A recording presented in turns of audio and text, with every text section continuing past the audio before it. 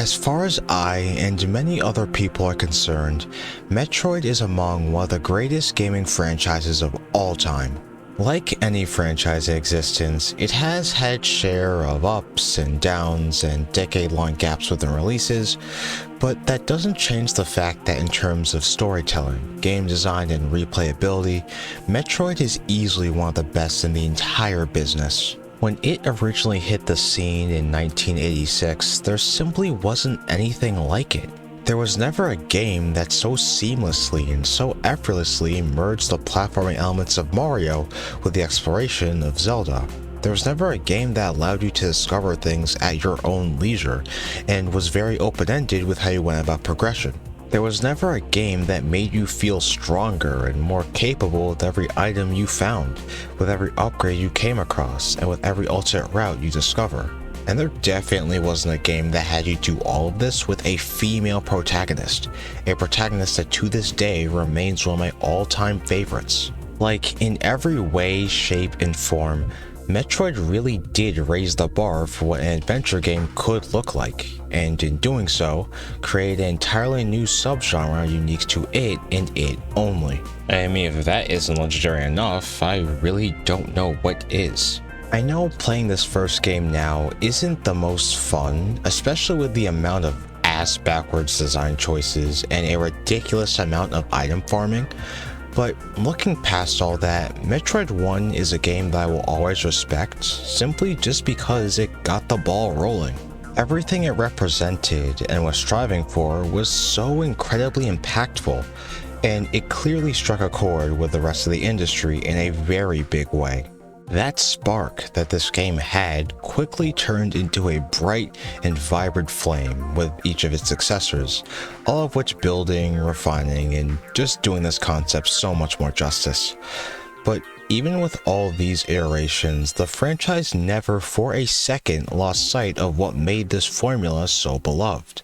But as I alluded to earlier, this franchise has admittedly not gotten the best treatment from Nintendo.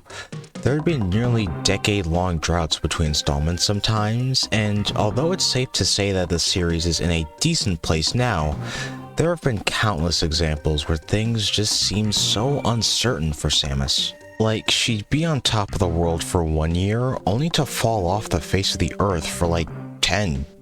It's a very inconsistent and unpredictable franchise, with it being totally up in the air if a new game is even in the works. But that also might explain why its fans remain so damn passionate. I know people throw around this term a lot, but it truly does feel like an event every single time one of these games gets announced, and the excitement and raw vigor within the fandom simply cannot be understated. However, I want to take you to a time where droughts weren't only unlikely for this franchise, but a damn near impossibility at that. From 2002 to 2007, this entire franchise was going through a huge renaissance period after an 8-year-long hiatus from Super Metroid on the Super figure it out. There could be a whole lot of reasons as to why this franchise made such a huge comeback, but I'd like to think that Samus's inclusion in Smash Bros. Played at least somewhat of a role. Especially during its hiatus period, getting more eyes on a dormant IP was a monumental deal, and clearly Nintendo in 2001 agreed with me because of the truckload of content that we would end up getting. A direct follow-up to Super Metroid on the Game Boy Advance, as well as an entirely new sub-series which has its own unique trilogy, as well as 2 separate spin-offs to go along with it, all of which I haven't played yet. But in the midst of all this, there was also another game that was released for the Game Boy Advance during this time, a game that would attempt to retell the story of the original game for an entirely new generation, and that game was Metroid Zero Mission. This game seems to be a fan favorite in much of the fandom, and is highly regarded as one of the very best that this franchise has to offer, and conceptually, I can totally understand why. By this point, the series had grown exponentially and had seen an unprecedented amount of refinements that Bear achieved what it initially set out to do. So in concept, giving the original game on the NES all these refinements and new additions seems like a very well thought out idea. But honestly, well thought out would be one of the last words that I would use to describe this game. Well wait, let me finish. Calling Zero Mission a well-designed video game would be like calling raw cookie dough one of the top 5 things ever invented by man. Statements like that just don't do games like it justice. It's a landmark example of how powerful of a tool the remake treatment can be, and how the devs can still find ways to breathe new life into a world that they abandoned long ago. Ladies and gentlemen, nerds and geeks, and all my queer and non-binary peeps, this is the modern day magic of Metroid Zero Mission.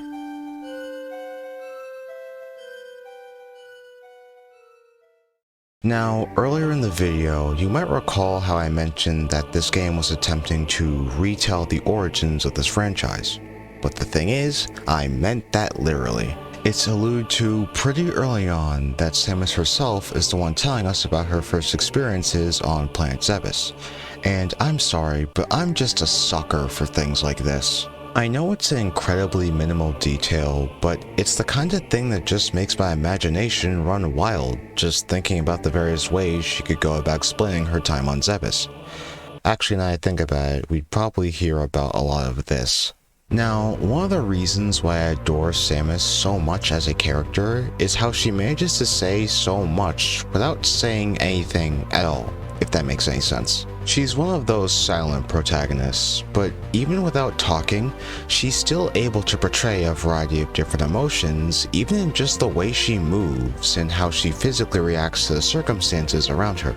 And this is something that can very much be seen within the gameplay of these games, where her movement can depict whether or not she's uptight and cautious, or triumphant and confident.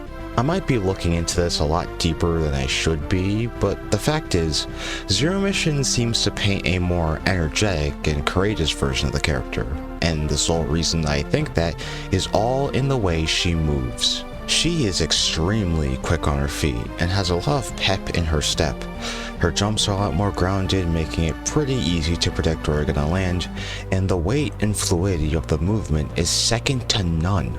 This version of Samus is an absolute joy to control, and just off her base movement alone, I can already say with absolute certainty that this is where the franchise peaked in terms of movement.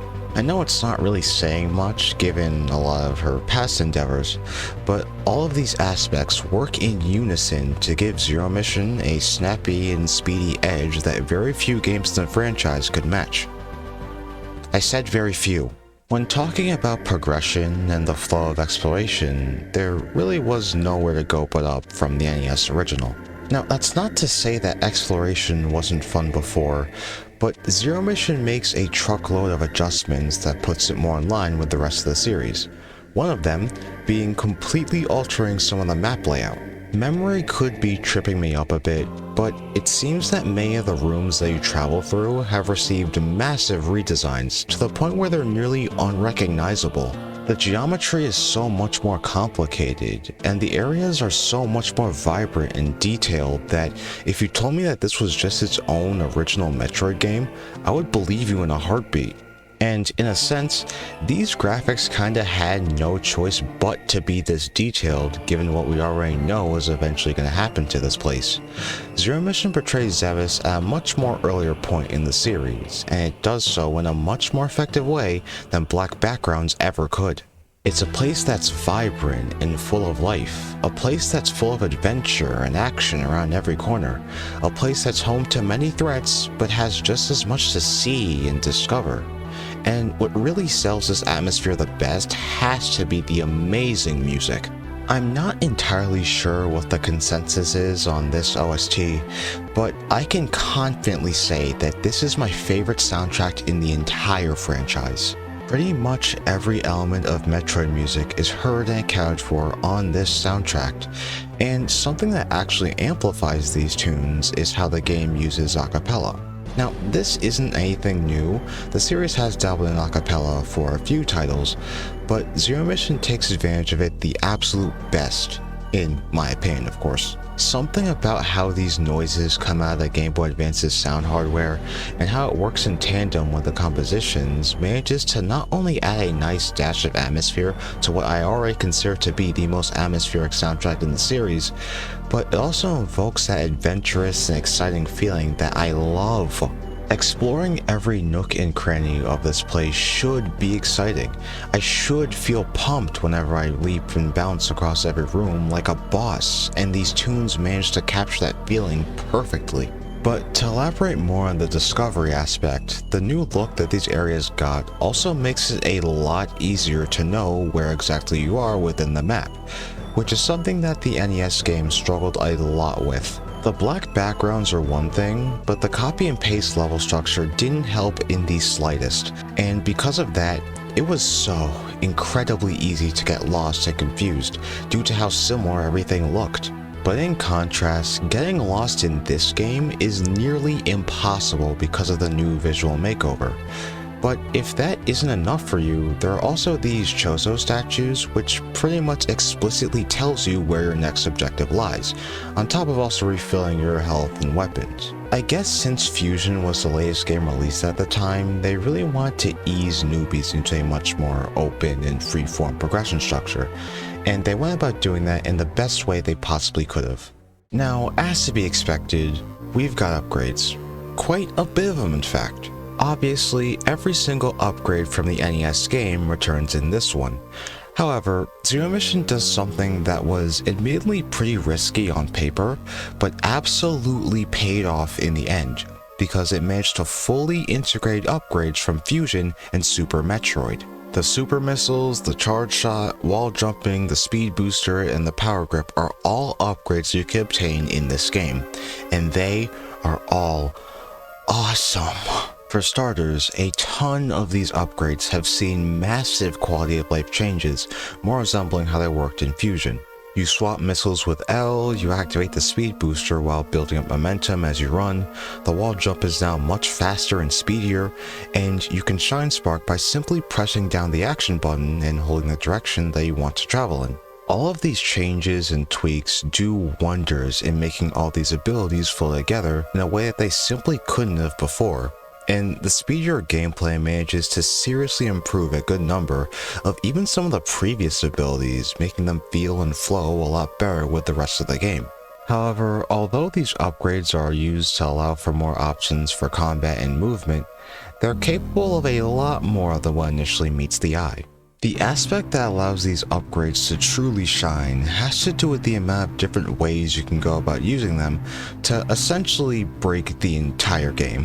If you got the skill and or curiosity, pretty much all these weapons allow you to access completely new paths around the map, and these paths more often than not can allow you to completely bypass certain areas of the map, as well as nap upgrades much earlier than originally intended.